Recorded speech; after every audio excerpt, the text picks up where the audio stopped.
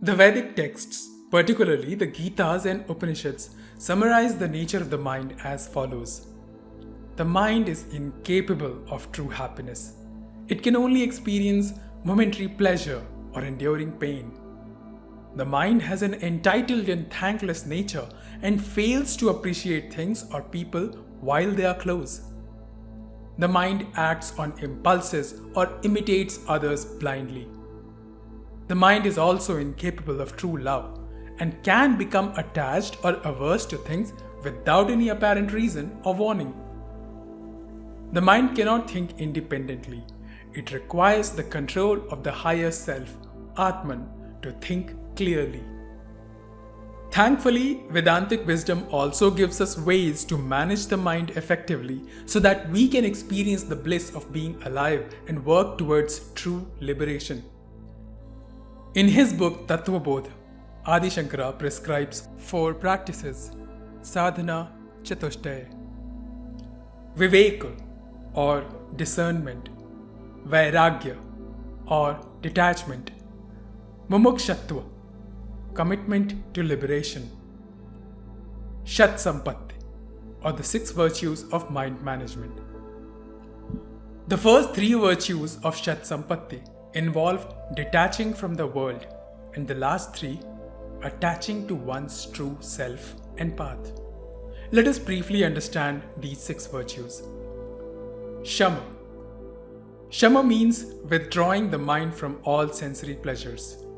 Lord Shri Krishna says in the Bhagavad Gita, Dukkheshvanu dvignamanaha sukeshu vigataspruhaha Vitaraga bhayakrodaha stitadhirmu niruchyate.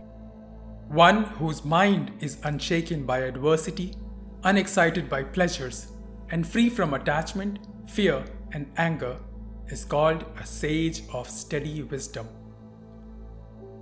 Dhamma. Dhamma means control of physical senses. Referring to these senses, Shri Krishna says, Indriyasyendriyasyarthe ragadveshau vyavastitau tayorna vashama gachet tau hyasya paripantinau. Attachment and aversion for objects come naturally to the senses. Do not be swayed by them, for they are foes. Sense objects by themselves are incapable of causing any excitation or agitation. It is only when the mind attaches significance to them that such objects excite or agitate us. In the split second it takes for a sense object to turn into thought, speech, or action, we can exercise Dhamma, control over physical senses, and make a conscious decision to accept or reject the impulse. With more conscious control, we can better choose our actions to align with a higher purpose.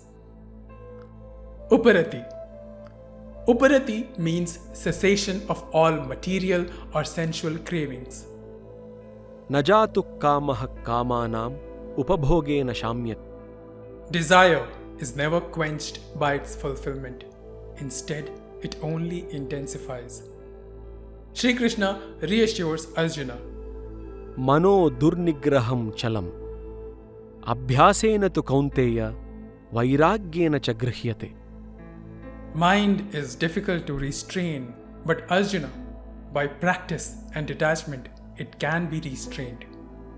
Here, detachment means renouncing not just worldly pleasures but also expectations for the fruits of our actions. These are the main causes for the agitation of our mind, which further intensifies the flood of thoughts, thus making our mind uncontrollable. Titiksha. Titiksha means forbearance and tolerance, the ability to endure adversities without anxiety or laments. Tolerance is an underrated virtue, yet the most liberating one, a direct gateway to mind control. Shraddha. Shraddha means intense faith and conviction in one's chosen path and on the master who leads that path.